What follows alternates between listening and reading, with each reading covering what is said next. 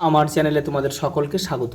আজ আমরা ক্লাস 4-এর রায় মার্টিন প্রশ্নবিচিত্রা থেকে পরিবেশের দ্বিতীয় পর্যায়ক্রমিক মূল্যায়নের তৃতীয় স্কুল সলভ করব।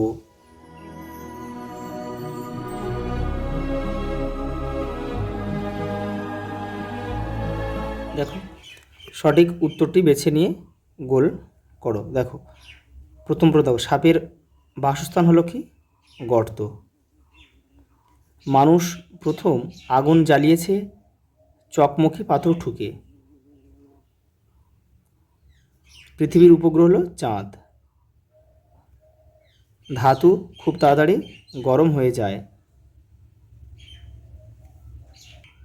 পরেটা দেখো, নিচের ছকটি পড়ে পূরণ করো। বলছে প্রাণীর নাম, যে কোনো একটা প্রাণীর নাম, তার ছবি আঁকতে হবে, তার বাসস্থানের নাম লিখতে হবে। তোমরা লিখবে সাপ। সহজ দেখি ছবিটা আঁকা। ছবিটা কিন্তু তোমরা এখানে এঁকে নেবে। আর বাসস্থান হচ্ছে গর্ত। পরে দেখো, ভুল বাক্যটি সঠিকভাবে লেখো। দেখো, মানুষের প্রথম কাজের ধাতু হলো তামা, এটা সত্য। তারপরে দেখো, তুলসী গাছের পাতা খেলে পেটের রোগ সারে, এটা এই পেটের রোগটা এটা হবে সর্দি কাশি।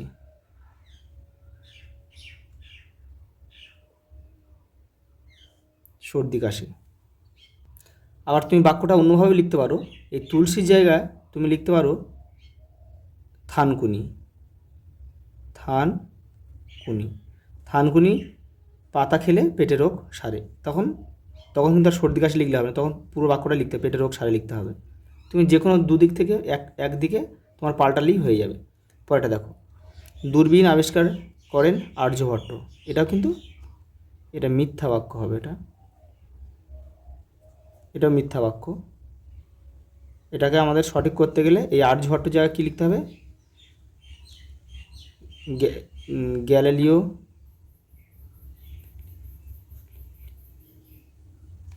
গ্যালিলি।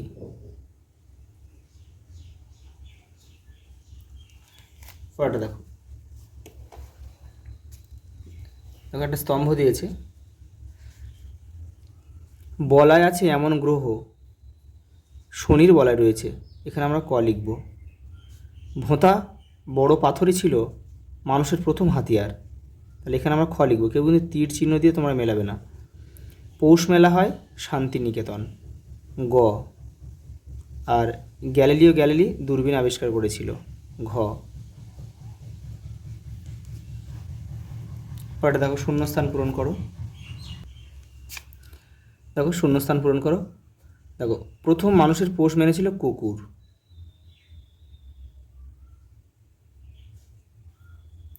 দেখো, চাঁদ পৃথিবী থেকে কত কিলোমিটার দূরে আছে?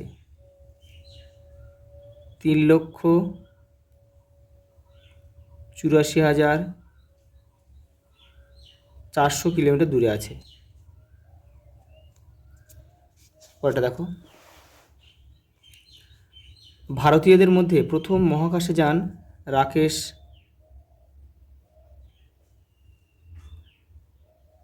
শর্মা, 1984 সালে। পরের প্রশ্ন দেখো, একটি দাহ্য বস্তু যে কাঠ।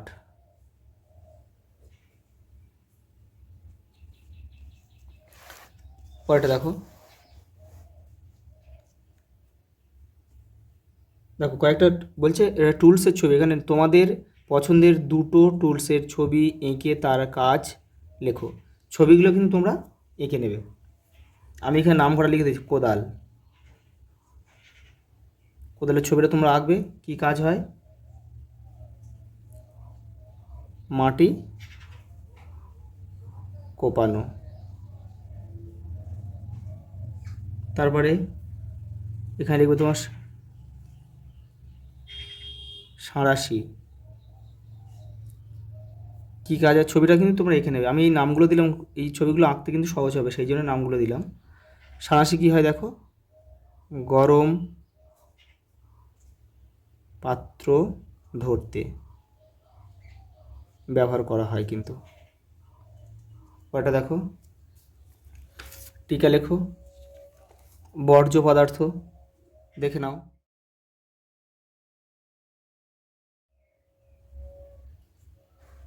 পরেরটা দেখো, কুকুর দেখে নাও।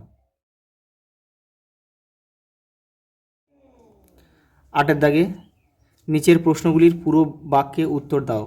দেখো, সাপের বিষ কোথায় থাকে? তাদের দাঁতের নিচে। পোড়ামাটি দিয়ে তৈরি হয় এমন দুটি জিনিসের নাম লেখো। ইট, মাটির কলসি,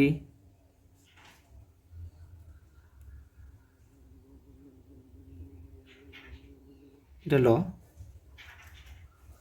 দেখো, একটি লাঠির ব্যবহার লেখো। দেখো, লাঠির অনেক ব্যবহার রয়েছে।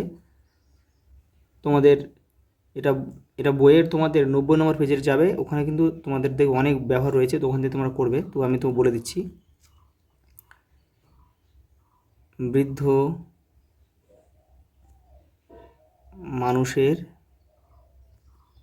হাঁটতে কাজে লাগে। পাহাড়ি অঞ্চলে কি চাষ করা হয়? পাহাড়ি অঞ্চলে চা, কমলা লেবু, ফুল, শাকসবজি প্রভৃতি।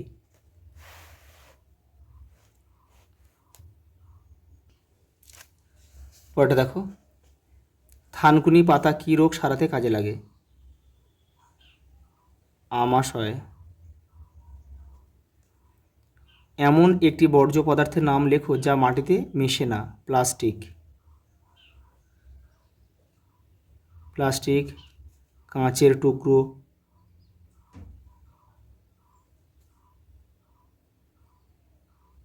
অ্যালুমিনিয়ামের কুচি, এগুলো কিন্তু মাটিতে মেশে না। দেখো, টুল ও হাতিয়ারের একটি পার্থক্য লেখো। দেখো, তোমাদের বই 84 নম্বর পেজে রয়েছে, দেখে নাও। এই যে এখান থেকে তোমরা করবে। টুল হলো ছোটোখাটো যন্ত্রপাতি, আর হাতিয়ার হলো অস্ত্র শস্ত্র। পরের প্রশ্ন দেখো, ছায়া কি? সকাল, বিকেল ও দুপুরে কীভাবে কোন দিকে ছায়া পড়ে? দেখে নাও। এই যে দেখো, আমি লিখে দিয়েছি, কোনো বস্তুর ওপর আলো পড়লে তার উল্টো দিকে যে অন্ধকার জায়গার সৃষ্টি হয় তাকে ছায়া বলে। দেখো, সকালে সূর্য পূর্ব দিকে থাকায় ছায়া পড়ে পশ্চিম দিকে, ছায়া তখন কি হয়? লম্বা হয়।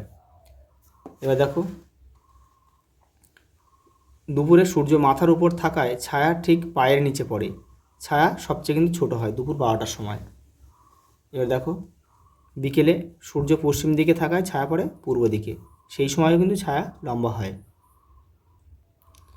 পরের প্রশ্ন দেখো, আগুন আবিষ্কারের পর কী কী পরিবর্তন ঘটেছিল? তোমাদের বইয়ের দেখো 79 নম্বর পেজে উত্তরটা রয়েছে। দেখো, এখান থেকে তোমাদের কেটে কেটে কিন্তু করতে হবে, একসঙ্গে গুছিয়ে দেওয়া নেই। এ দেখো, আগুন জ্বেলে ঠান্ডার হাত থেকে তারা বাঁচলো। আগুনে খাবার ঝলসে নিত। এবার এইটা তোমাদের লিখতে হবে এইখান থেকে। ঝলসে নিলে খাবার নরম হয়ে যেত, আগুনে ঝলসালে খাবারের জীবাণু মরে যেত, আর সেগুলো হজম করাও সহজ হতো। এর ফলে মানুষের শরীরে নানা রকম বদল ঘটতে শুরু করলো, আর কাঁচা থেকে ঝলসানো পোড়া খাবার খেতেও ভালো। এই পর্যন্ত লিখলে তোমাদের হয়ে যাবে। পরেরটা দেখো, সপ্তর্ষিমণ্ডল কি? তারার নামগুলি লেখো। মানে সপ্তর্ষিমণ্ডলের তারার নামগুলি লিখতে বলেছে। দেখো, তোমাদের বইটা 74 নম্বর পেজে রয়েছে। এই যে তোমাদের এখান থেকে কিন্তু করতে হবে। উত্তর পূর্ব দিকে, মানে আকাশের উত্তর পূর্ব দিকে দেখো একটা জিজ্ঞাসার চিহ্নের মতো যে তারা রয়েছে, তাকে কিন্তু আমরা সপ্তর্ষিমণ্ডল বলবো। আর কী কী তারা রয়েছে সপ্তর্ষিমণ্ডলে? ক্রতু, পুলহ, পুলস্ত, অত্রি, অঙ্গিরা, বশিষ্ঠ আর মরীচি। একটি চাকার ছবি আঁকো। তোমাদের বইয়ের 88 নম্বর পেজে রয়েছে, এখান থেকে তোমরা করে নেবে। আজ এই পর্যন্ত, দেখা হবে পরের ভিডিওতে।